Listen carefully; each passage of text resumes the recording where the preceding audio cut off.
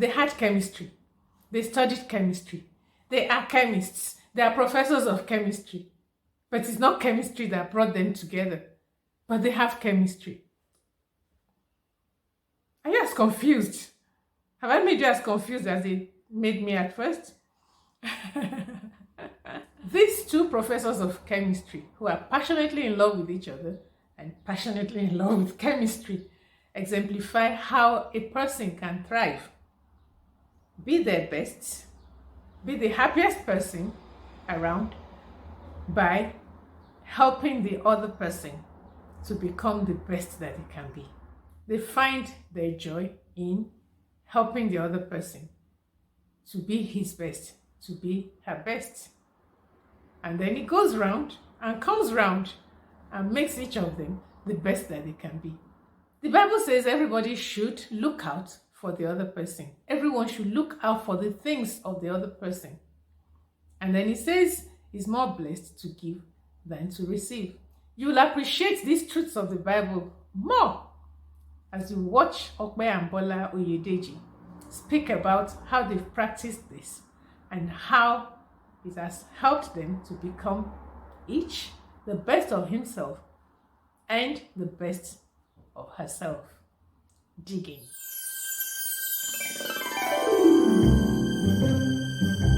I had HND in chemistry, and my wife had masters in chemistry when we got married. Not chemistry as Chemistry. subject. Subjects Yes. that brought you together. Yes. Okay. It was not So chemistry. your Even chemistry, though we have chemistry background. Yes. you have chemistry background. Yes. It was not your background in chemistry No. that Yes. brought you No, together. it was not. So at the point when you got married, where were you actually with your Okay. career? When we got married, I was working with University of my degree. Okay, so you were still with the University of Maiduguri. Yes. In the lab. Yes, as a senior laboratory technologist Okay. then.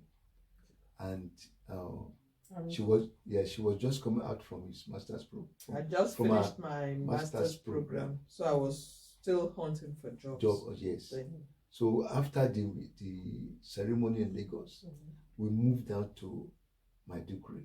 Yeah. So I was working, and she was not doing anything.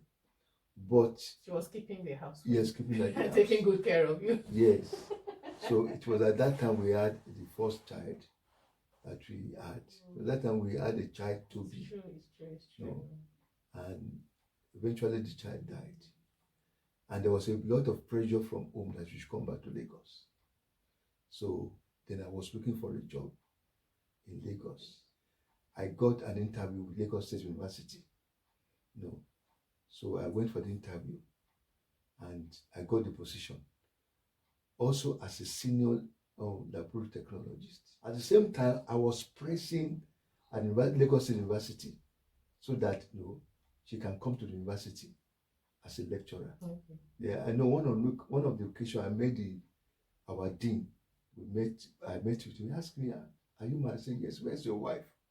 So I said, told him I have has a master's degree in chemistry, but working in the secondary school. He said no. He said that she should write an application and I should submit the application to him.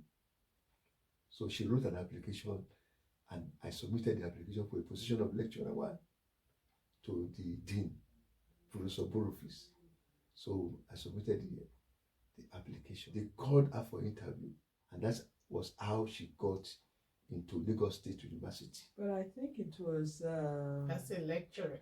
as a lecturer. So you got her the job in academia. Yes. He pushed for the job in academia. Well, I would say he got you the job. Okay. Yeah, he got you the job in Okay. academia, and you were A lab technologist. technologist in LASU. In the same department. In the same department, Yes. chemistry. In the same department. And at some point, you moved from the lab into academia. I did not move until we got to South Africa. Okay, so While we were in LASU, she needed to do a PhD. Because it was a promise. Yes. It was a promise he made to me. please let's hear about that promise.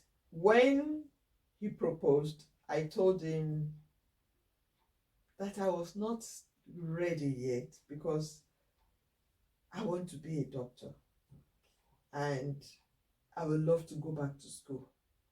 So he said, but you've had a master's, so why do you want to go back and start all over again? I said, I really want to be a doctor. I think it was part of trying to gain my confidence back, you know. I wanted to prove that I could do a PhD. I could be a doctor. And he said, okay, whatever it takes, I will make sure you become a doctor. But please marry me. So that is why he was now pushing for me to do my PhD. Oh, Yes. I see. This story is getting very, very sweet. So, the import of this area is that, look, there's a lot of sacrifice that couples need to make for one another. So she went to do her PhD, but at that time, I had HND chemistry. I was promoted to assistant chief technologist. So at a point in time, I said, well, let me also try to further my studies.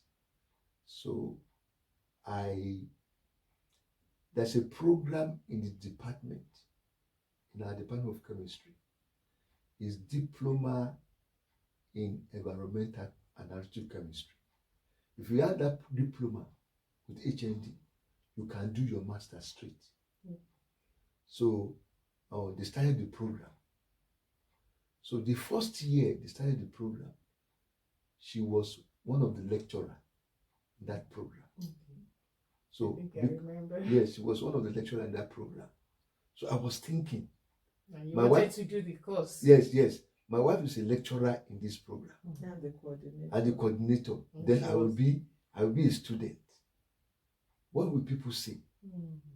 But I asked her, and I asked some of my friends, doesn't make any meaning. You want to any difference. You want to progress, just go in there and do it. And Madame was a lecturer. How was that? Tell me. Well, it was as a student, your wife's class. You have to make up your mind. How did it feel, really? How did it feel at that time? Just try and personally to me, I was looking forward to something, to what I will get to. So, well, I was thinking my wife will be teaching me. Yes, I want to know. So how did it feel, you sitting there? Yes. And she... Well, I don't know. I can describe that. No. Can you remember? Well, I can't remember much, but... He can't remember much, but one thing is that I know that anytime we get back home, he tells me of my flaws in the class. Yes. I did not do this very well. And then, and how would that with feel? the chemistry background that he has, he knows when I make some mistakes in the class. So he tends to correct me, so that in the class I'm much better. He will come and he will tell me that, no, your class today, you were too much in a hurry. We don't really get the concept of what you were saying, you know. Then I explain it to him.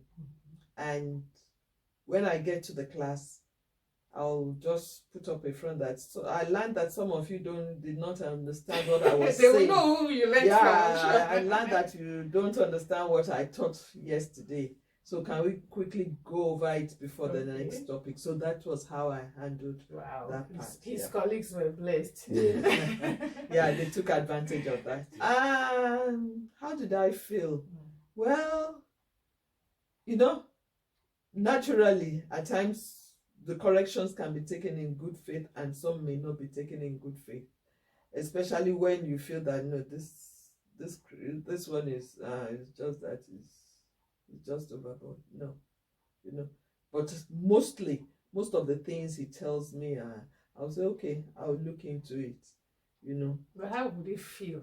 Can you remember how it would feel when you say, you made a mistake in this, or you didn't do this very well? How did you used to feel, lecturer and your students? One good thing about me is that as a lecturer, even up to now, is that I listen to my student a lot. But when the student is their husband, when the student was the husband, yeah, moment, because when he corrects, at times we argue over that question, over that Correction. topic.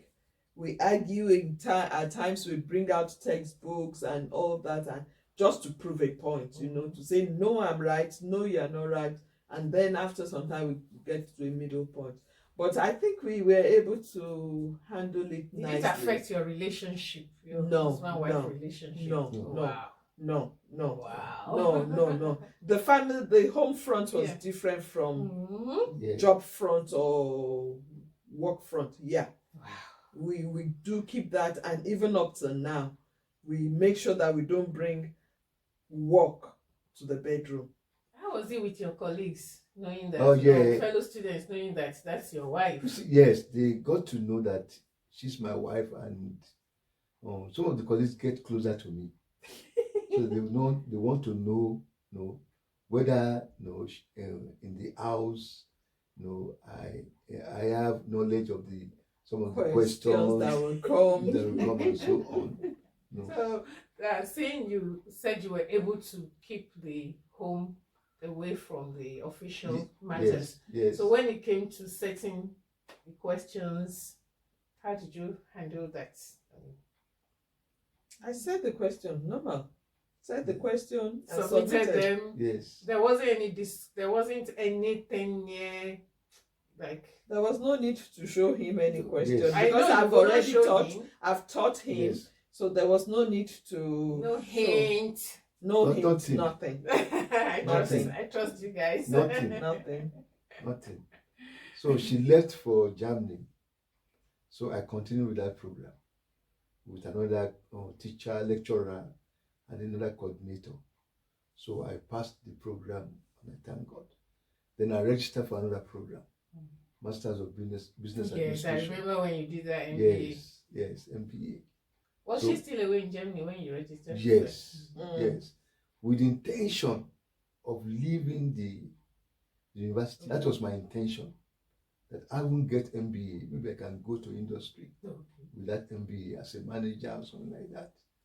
So I completed that program, and there was nothing forthcoming. So she came back from Germany, got her PhD, then went again to South Africa for a postdoc. That was 2000 and what was that? 2003. 2003. So she went to South Africa for postdoc, for 1 year postdoc. So we went on visitation to South Africa. In 2003, December. Children went to visit her. Yes, myself and the 2 kids, we went to visit her. So we came back. You liked it there? Yeah, yes, we loved that place. And she got she applied for a job in University of Zululand in South Africa. And while we were in Lagos, she got that job. So we had to move. I had to resign my job. Then I was a chief technologist in LASU. So she asked me that she wants to go to South Africa. I said, well, if you are going to South Africa, I can't leave you and the kids to go there. We have to go, all of us together. So we left, I resigned my job. That was some sacrifice. Yes. I remember those days. Yes. I remember when we came to pack up the house. Yes. So my intention of going to South Africa was not to go to school again. That was good. I was saying at the age of 49, 50, to go back to school. No. Let me go there, support them, give them a support. My children, teach them mathematics, chemistry, and the rest of them. And see, if you could get any job. Yes, if I could get any job. But on getting to South Africa, I couldn't get a job. No. But at that time, yes. Before we left Nigeria, I did my master's in chemistry. I had a postgraduate diploma in chemistry. I had MBA. I did master's in chemistry. Why did you do the master's? Because did you intend to go into academia? When I was looking for a job, I couldn't get a job. No, something just directed me to go and apply for masters. I went for masters in chemistry. So you went to South Africa with masters. With masters. Yes, with HND, MBA, PGDE, and masters in chemistry. So we got to South Africa. She was working. The children were in school, and she had a HOD in the Department of Chemistry. One of the nights he came to our house to visit us. So he met me and he asked me what I was doing. I said, no, I was not doing anything. But he asked, what's your qualification? I said, I had masters in chemistry. He said, which area of chemistry? I said, inorganic chemistry. He said, I'm inorganic chemistry. Tomorrow I'm going to give you a professor of inorganic chemistry. Okay. So tomorrow I'm going to give you a form for PhD. That's by fire. He said you must do by PhD. Force by fire. Yes. So that was when I started my PhD. So I went to do my PhD. In 2008, I was 50 years old then. In the first year, the second year, first year of PhD. Of PhD? Yes. At 50? 50, yes. So by the grace of God, I completed a PhD. In 2 years and 7 months. Yes, 2 years and 7 months. The intelligence. Yes. The intelligent boy into the intelligent man and into the intelligent olding man. It's just to the glory of God. So I completed my PhD. Then now waiting, looking for a job. And eventually, by the grace of God, I got a job in another university different from ours. So I started my career as a lecturer. At the age of? 51. No, yeah. 51 or 52? 52. Started the career at the age of 52. 52. Yes. This is truly amazing. Yes. For someone that has sat at home for 6 years. Yeah. And at that time, my wife was already a professor of chemistry. And you were starting your career in academia as a lecturer. When your wife was already a professor. Yeah, it is not a barrier to starting a new thing. Did you all hear him say that? I think you should say that again. Age is not a barrier to starting a new thing. Yes. As long as the Lord is leading you. Yes. Age is not a barrier at all. You can start. You can start. How old are you that you've been thinking, it's late. I wanted to do it 20 years ago. I wanted to do it 10 years ago. So, at that point in time, we started doing research together. Okay. Yes.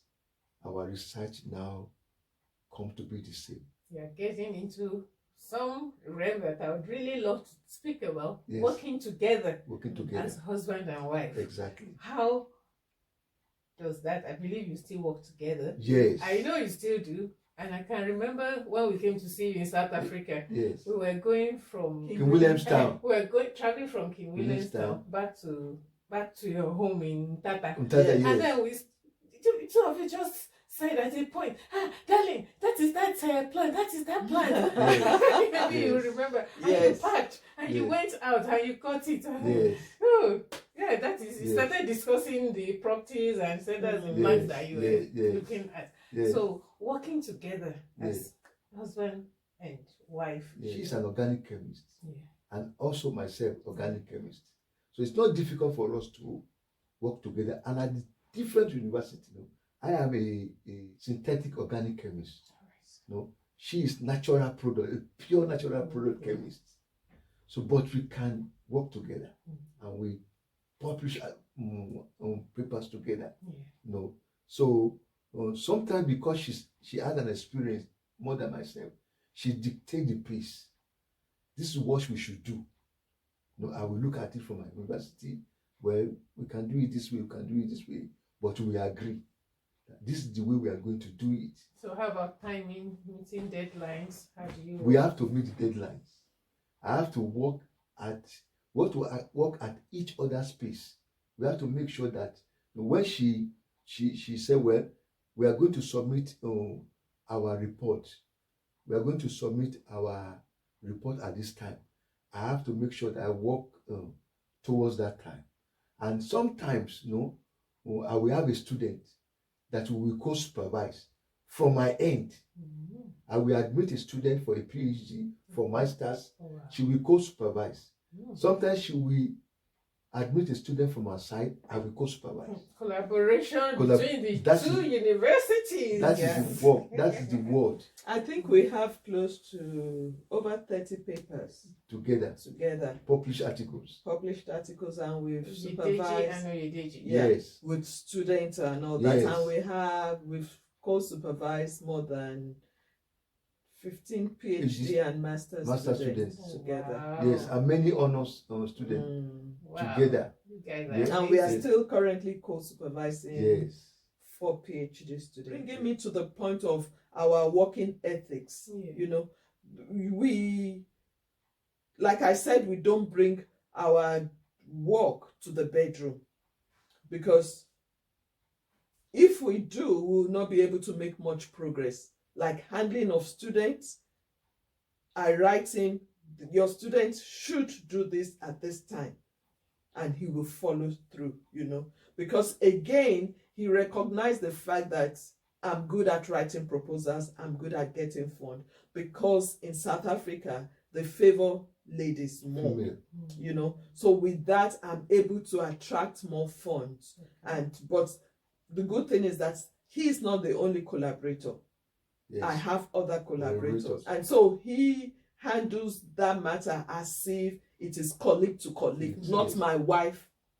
Yes, yeah, so that's how we handle our research together. I appreciate the way you've always supported her. You know, she will get her PhD when you still had HND. And you didn't stop there. You've been collaborating, you've been supporting. I'm sure you were praying. Yes. And doing everything you could to support. Yes. In all of this, was there any time you felt tempted to be jealous of what she's achieving? There wasn't any time, because I know and I'm sure that our progress is also my progress. That is very important. That if she progresses, I'm progressing. And if I progress, she's progressing.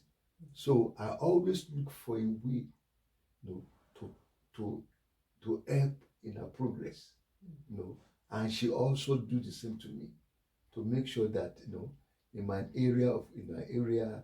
university or some other thing, she will put a helping hand.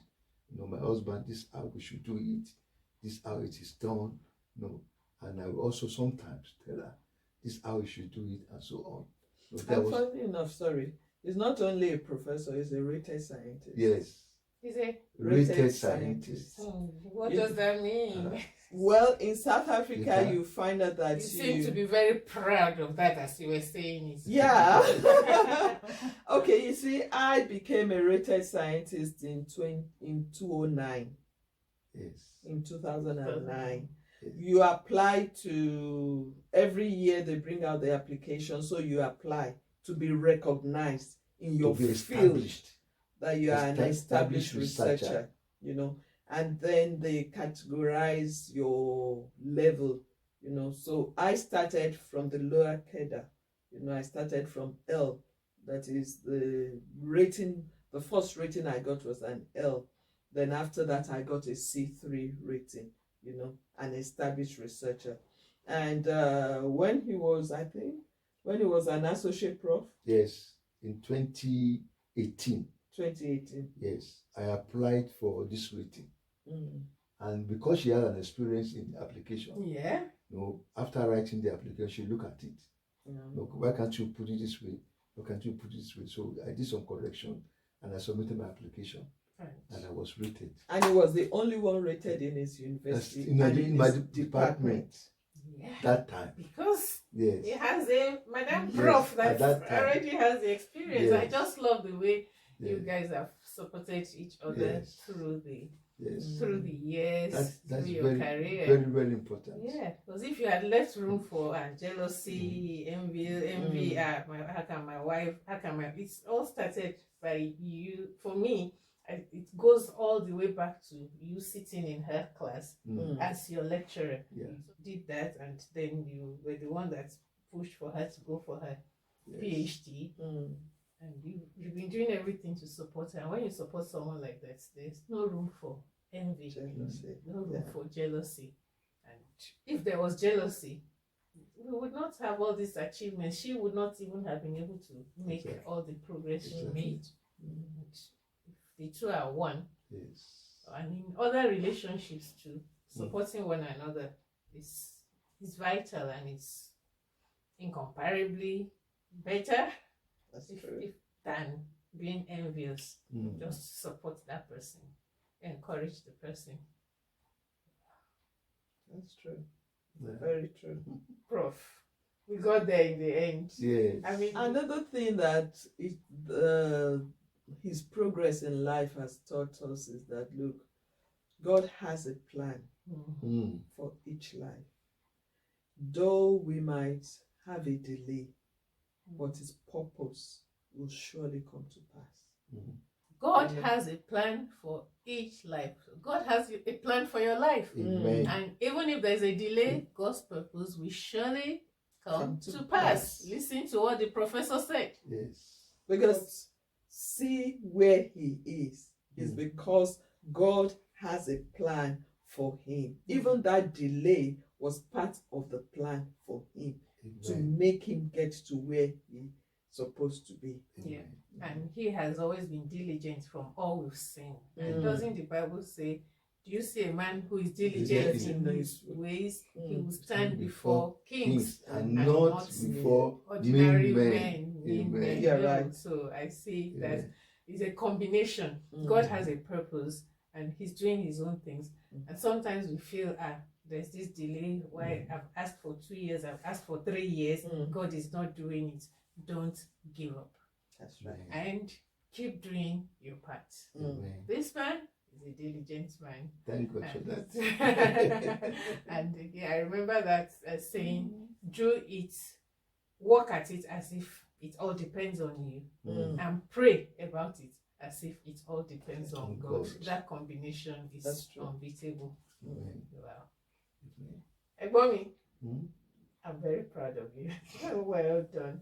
Thank you. Congratulations. Thank you so much. Indeed, on your retirement. Yes. Well deserved. But I know you have not stopped. Your wife has just said it that you still have students, you are co-supervising. Yes, I have students. I know the research is going to continue, and I know the papers are going to keep rolling in. The publications will keep going.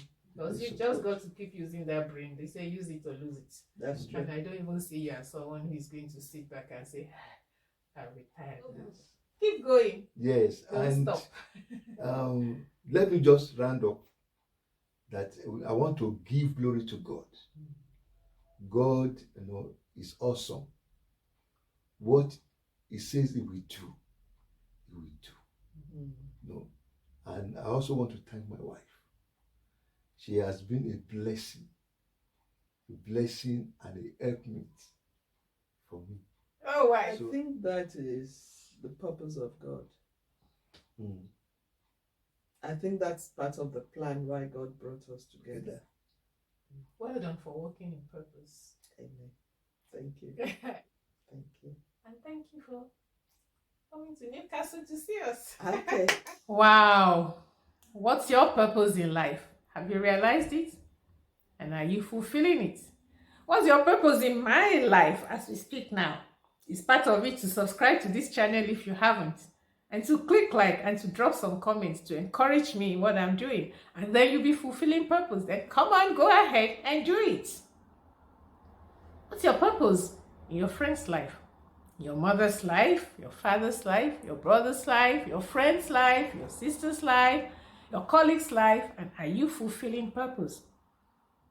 I hope and I pray that you are identifying your purpose in each person's life, in your life, and you are fulfilling that purpose. For me, my purpose for being here is to encourage you, is to bring you words in season that can help you to be the best that God has called you to be. I hope I'm fulfilling that. And if there's any way I can do it better, please let me know. Drop your comments here. If you don't want to, you can send me an email. That's my email there on display, and it would also be in the description section. Thank you again for coming here today, and I hope to see you in my next video. Until then, make sure you're fulfilling purpose in the lives of people around you every time. Bye.